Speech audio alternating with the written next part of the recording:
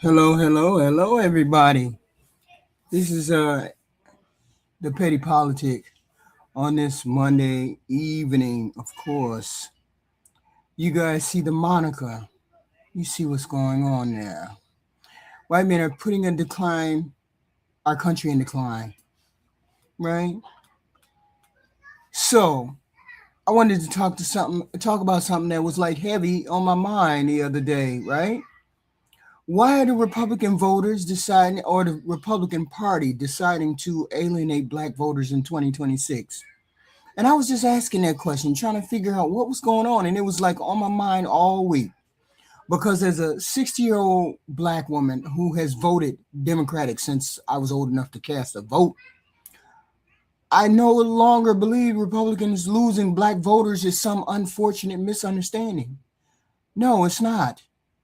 I believe somewhere along the line, and especially in 2026, that the Republican Party made a conscious political decision to stop trying to genuinely connect with the black community altogether.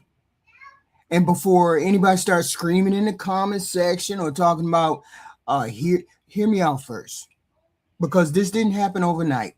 This gerrymandering thing, all of the attack on DEI and all that, this has been decades in the making. Because I grew up hearing from my parents and my grandparents talk about the civil rights. Remember when black voters, or black people couldn't just casually walk into a polling place and vote without fear. They remember the dogs, the fire hoses, the lynchings, intimidation, segregation, humiliation. They remembered all that. They remembered the fight to simply be treated like a human being in this country. And they also remember who stood where politically. Because we hear this all the time. We hear this from a lot of people. My parents remember LBJ signing the Civil Rights Act and the Voting Rights Act. They remembered Southern segregationists, furious that Democrats supported this integration. And they remembered those same segregationists slowly finding comfort inside the Republican Party through Nixon's Southern strategy. Black people did not imagine that history. We inherited that history. That's why it drives me crazy when folks act like black voters are just emotional or emotionally on the Democratic plantation bullshit or brainwashed for not trusting the Republicans. No, a lot of us are responding to the patterns we've watched over our entire lives. Reagan talking about welfare queens, the Willie Horton ads, law and order, inner city crime, today's rhetoric of the anti-woke, merit-based hiring, illegal DEI, ending racial preferences. This is what we hear today. Colorblind society, America first hiring, radical left ideology. We hear all of that. But every generation had its own version of the coded radical politics designed to activate this fear, this resentment, without always saying black people directly out loud. And let's be honest. Donald Trump didn't invent this strategy. He didn't invent this, but he absolutely removed the mask, snatched the mask off of the people who were involved with these kind of policies. Trump changed the Republican Party from a conservative political movement into a grievance-based identity movement. Everything became about anger, fear, resentment, humiliation, punishment, owning enemies. Now we got white dudes talking about, y'all trying to discriminate against me. I'm a white man. Y'all discriminating against me. And once that became the heart of the movement, black voters became even less politically useful to them, to the Republican Party. People keep asking me, why do you want to stay on the Democratic plantation? Because the Republican Party has never moved any of our policies forward. Republican Party has never moved any black people's policies forward, not one time. And they have no intention of doing so.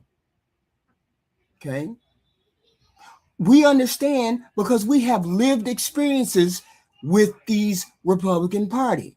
Our country is in free fall because of this grievance movement that Donald Trump has brought to the forefront. Our country is in free fall because of it. See, if your movement depends on pretending that racism ended decades ago, then Black people speaking honestly about discrimination becomes inconvenient to you. The one person that understood this or should understand this is freaking Kash Patel with his goofy tail.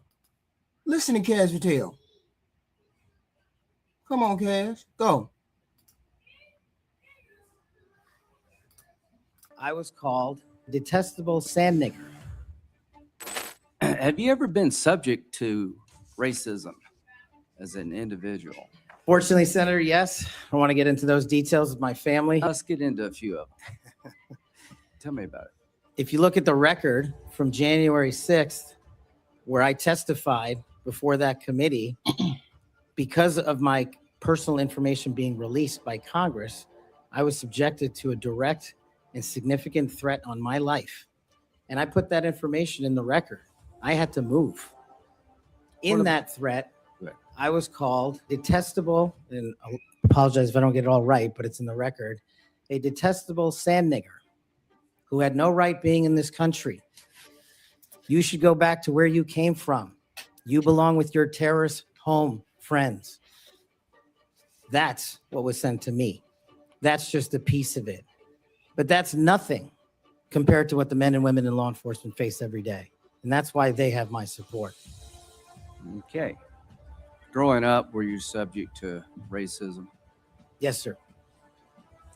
Now, I think the reason you're here has a lot to do with your work on Crossfire Hurricane. Are you familiar with that FBI operation? I am, Senator. So Senator Durbin mentioned the church report and the history of abuse, but he failed to mention Crossfire Hurricane. He failed to mention the Horowitz report. Wonder why? If you're waiting for these guys over here to figure that out, you're going to die waiting. Even Kash Patel understands. Even Kash Patel understands. If your movement depends on pretending that systematic racism ended decades ago, then Black people speaking honestly, people like me, speaking honestly about discrimination becomes inconvenient, or I'm imposing on you or trying to make you feel guilty. If your politics revolve around attacking DEI, complaining about immigrants, obsessing over urban crime, fighting culture wars every hour of the day, then Black communities stop being people to understand and become props in a larger grievance machine. That's what 2026 feels like to me. Republicans don't talk seriously to Black people anymore. They talk about us. They talk at us. In every election cycle, it's the same performance that they give. Show up at a Black church, take a few photos, quote MLK, say Democrats are have failed Black communities. Why y'all on that Democratic plantation? Then they immediately return to pushing policies and rhetoric that make men feel targeted and dismissed, specifically Black people. And honestly, Donald Trump completely accelerated this whole shift. But once Trump took over the Republican Party, loyalty became more important than your character. Performance became more important than competence. Cruelty became the entertainment of the day. And outrage became political currency. And you can see the transformation in the people surrounding him and the transformation of this country because of Donald Trump. You have to take J.D. Vance, for instance. Now, I'm going to say something that some people may not like, but it's how I genuinely feel. That man, J.D. Vance, comes across like a body snatcher candidate. Seriously. I remember J.D. Vance sounding conflicted about Donald Trump, saying Donald Trump was trash. I remember him criticizing Donald Trump years ago, thinking, okay, maybe this is a conservative who still has some independent thinking left, who sympathizes with regular, ordinary individual people. But now, every time I hear him speak, it feels like his ambition swallowed his inauthenticity whole and complete. The man is smooth. I'll give him that. He knows how to sound calm, reasonable, educated, and polished while carrying some of the most divisive messaging imaginable. This J.D. Vance.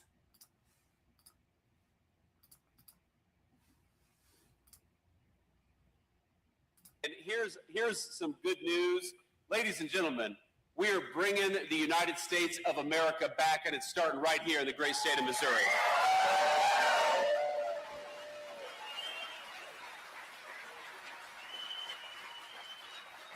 Now, I want to talk about just a few of the things that we've been doing to try to rebuild the United States of America, because I'm 41 years old. And for my entire life, the story of my hometown, the story of great manufacturers like this one, is that they were shedding jobs instead of creating jobs, and that workers were suffering instead of thriving, and that we saw factories in our own hometowns and our own home states closing down instead of rebuilding and adding. And what Donald Trump has done in just 18 months with the support of the great congressional leadership that's here today is that we have made it great to build in the United States of America once again. We're investing in the United States of America once again, and we're investing in American workers.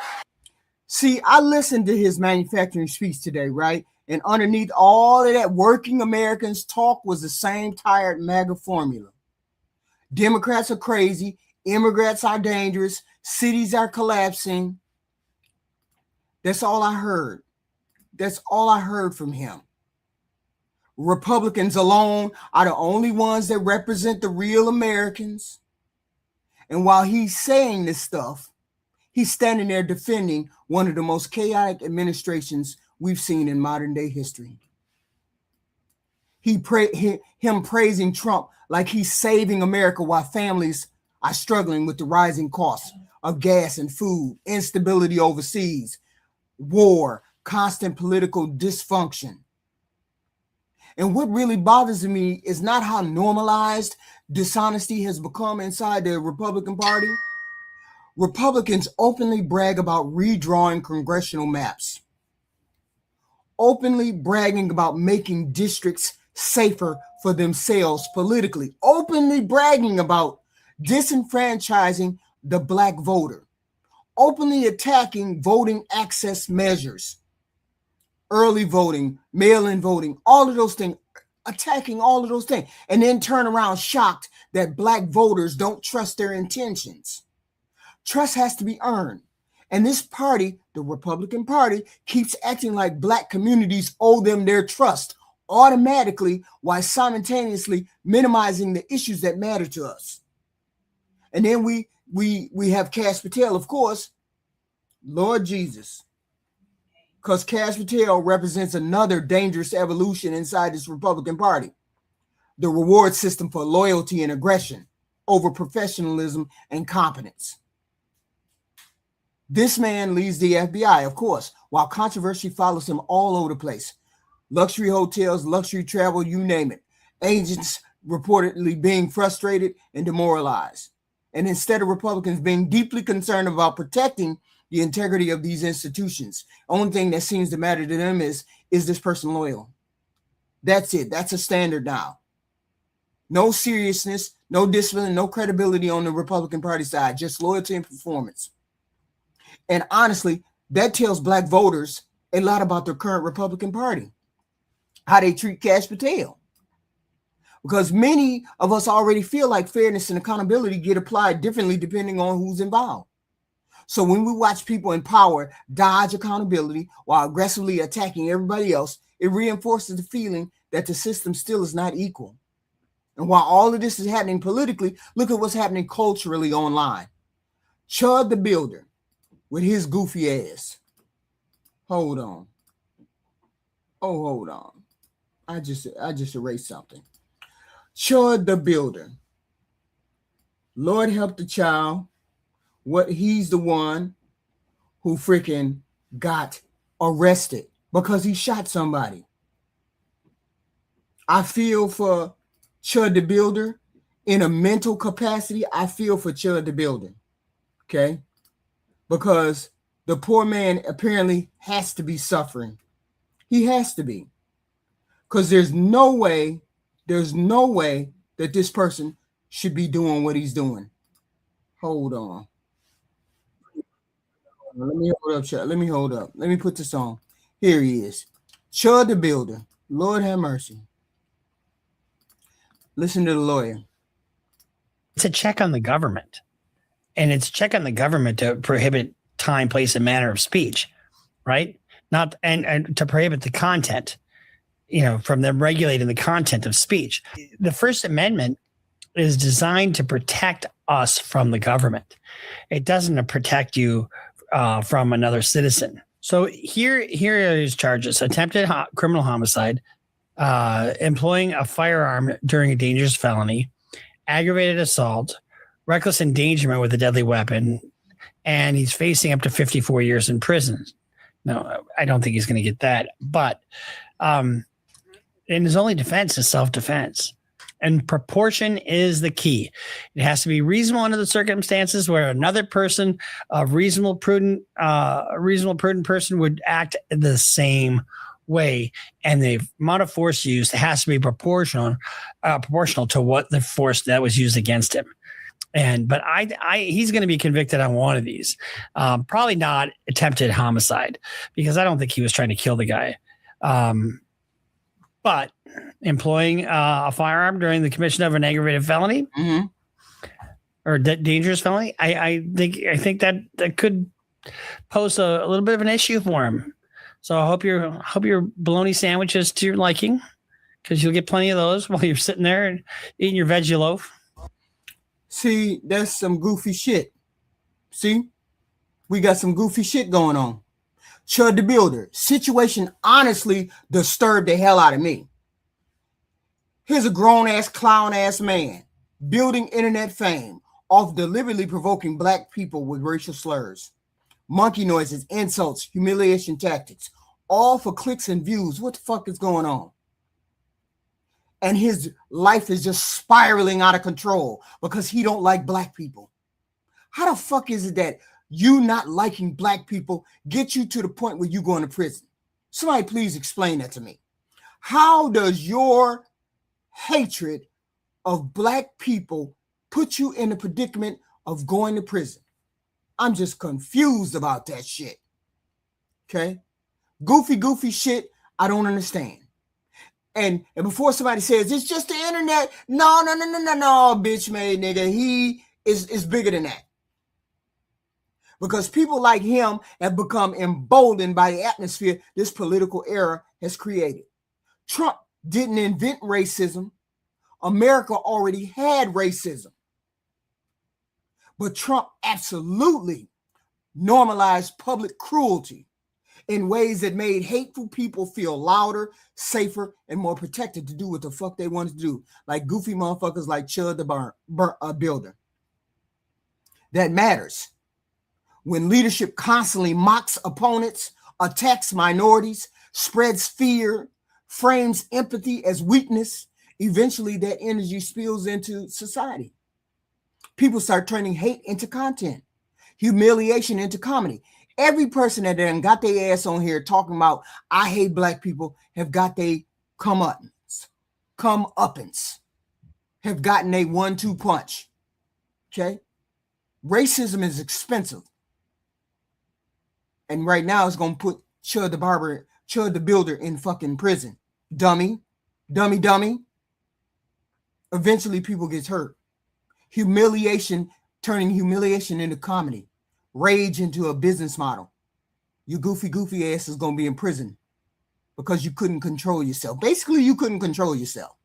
Now this young man, 30 years old, sitting in jail facing attempted murder charge. He probably won't get convicted of that, but he'll probably get convicted of what that lawyer said he would get convicted of. Okay? After another confrontation escalating in violence because you can't control yourself.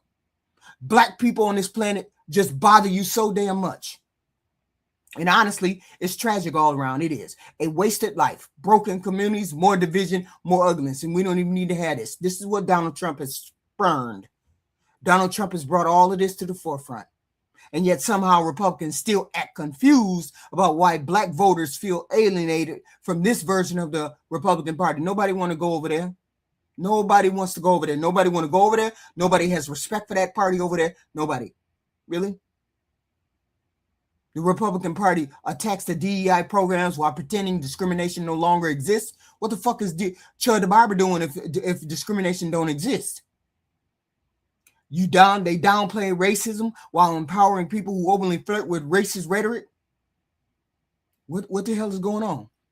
Nobody want to go over to the Republican Party. If you ain't over in the Republican Party, there's no need to go over there. They don't want you over there.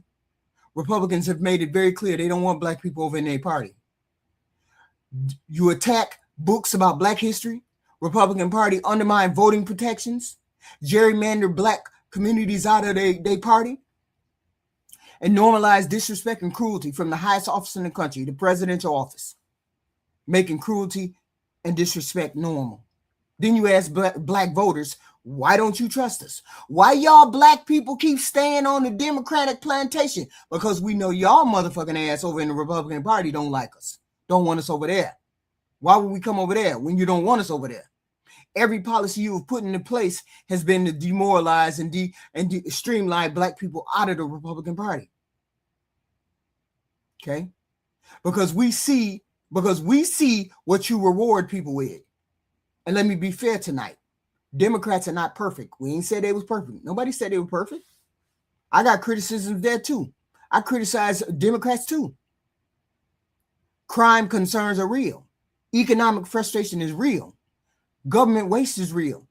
Democratic policies absolutely need fixing. They need new leadership at the top. All the new leaders at the top is pussy. Yes, we need change, reform, all of those things. And both parties, I have to say, they have racism on both sides. But the whole point is the Democratic Party is willing to push equal rights forward, whereas the Republican Party is not. Everywhere we have gotten in this country as a race of people, the Democrats have pushed forward. Not the Republicans, the Democrats. So why would I go over to the Republican Party and you have never pushed any kind of reform for black folks forward at all? Not one policy forwarding black folks. But at least the Democrats still openly talk about healthcare and voting rights, education, access, criminal reform, fair housing, all that systematic stuff. At least Democrats acknowledge that historical disadvantages don't magically disappear because somebody says work harder. And I love it when they say work harder. This victim mentality. What victim mentality, bitch? What victim mentality? You mean the white men who think people are punishing them in 2026? That victim mentality you talking about? Then you need to talk to your white men in the Republican Party. At least Democrats still try to speak the language of inclusion instead of constantly feeding resentment politics. And representation matters too. Seeing black women rise into leadership matters. Seeing diverse voices inside the government matters. Because this country spent generations telling people who look like me, that power was never meant for us. Republicans in 2026 increasingly seem more interested in fighting cultural themes and cultural enemies rather than building multicultural trust. And from my front porch, from where I sit, after 60 years of watching America evolve and devolve, I believe that alienating black people stopped being a political accident for a long time with them. This is deliberate. I think they made a peace with not having black voters. So now they just want to alienate all the black voters. They don't care whether they're doing it or not because they think they got the Mexican vote. Unfortunately, you guys start putting the Mexican people in cages and you lost those people too. Because once your movement became about primary outrage, grievance, and fear, you eventually blamed everybody for the problems. You eventually alienated everybody. And too often, black people still end up being part of that story. Okay. That's why so many black voters feel disconnected from today's Republican Party. That's why we had 92% of the black women not vote for a Republican.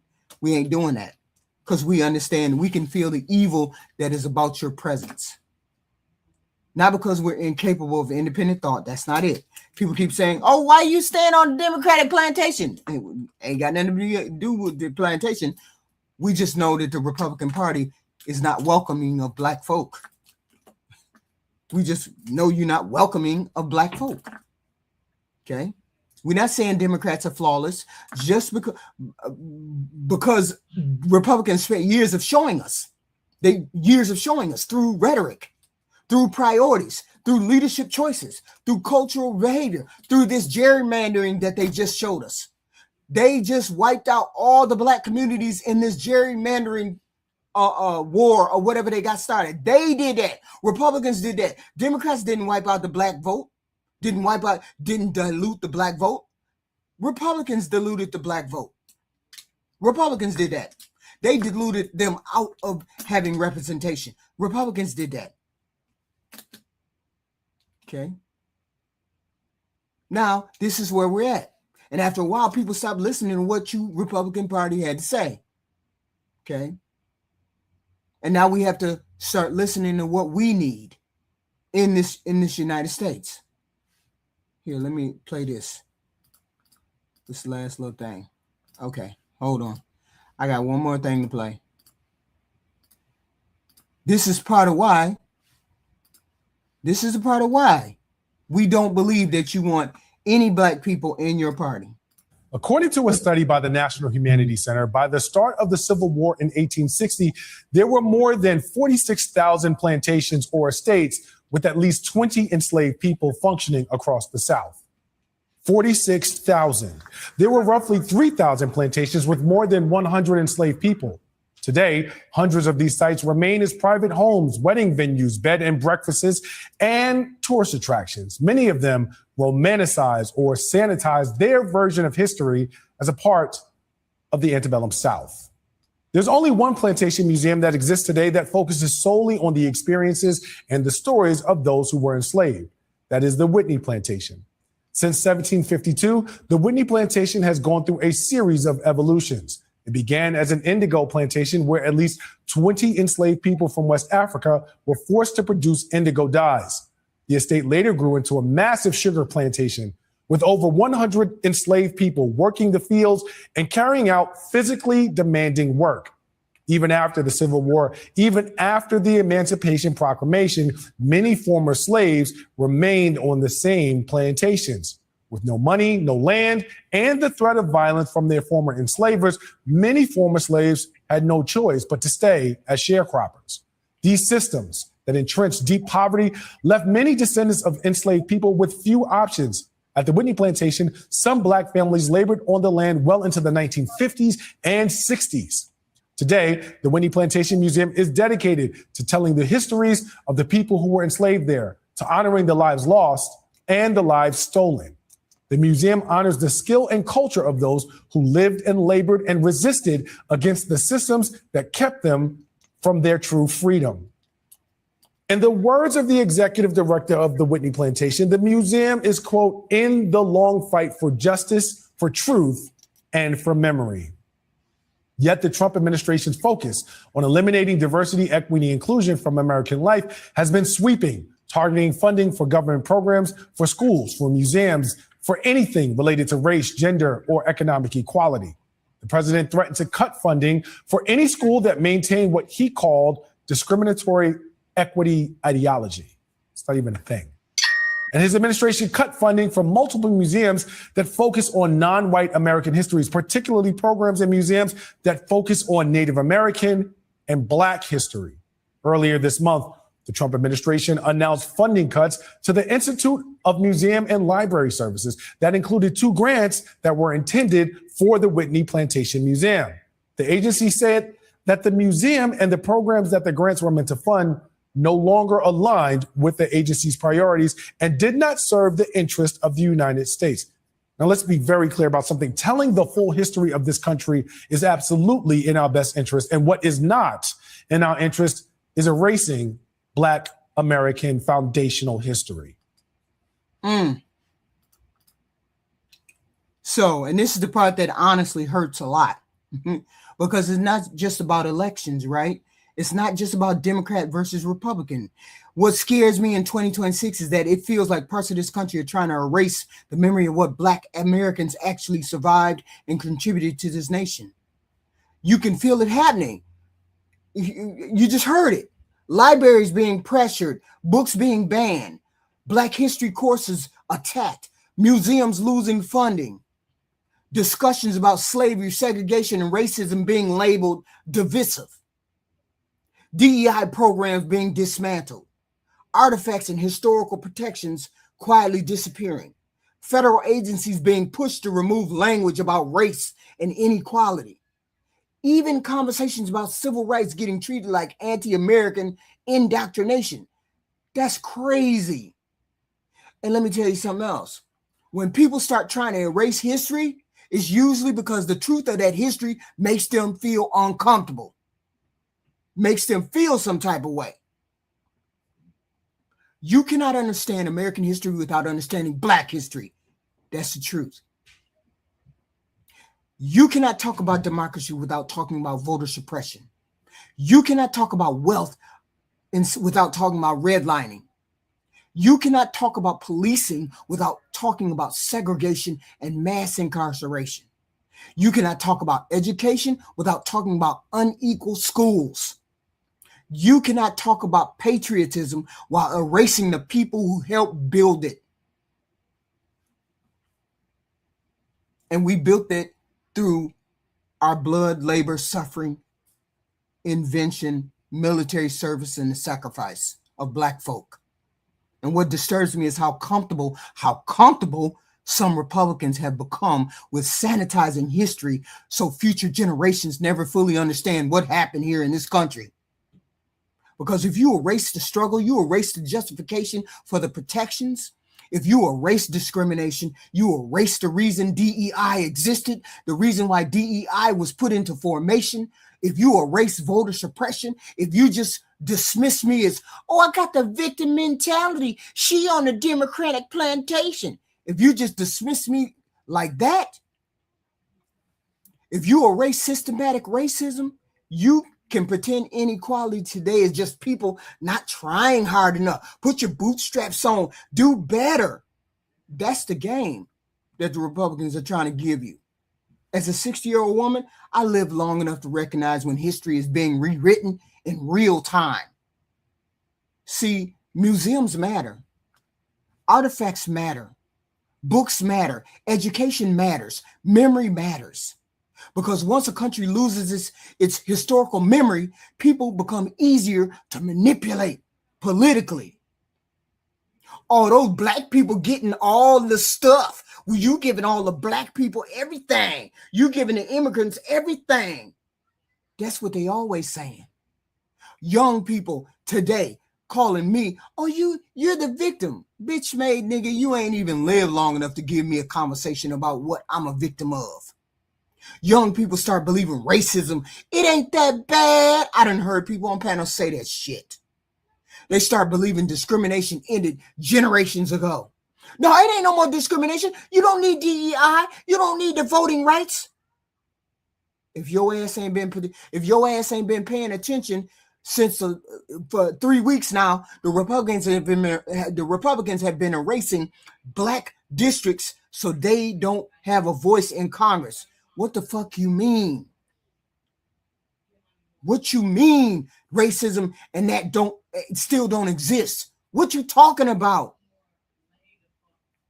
They started believing discrimination ended generations ago. And now they goofy ass being shown the truth. They started believing civil rights protections came out of nowhere instead of generations of struggle and sacrifice. Then you have goofy ass motherfuckers like Charlie Kirk online talking about, we never should have did civil rights. Civil rights never should have been enacted.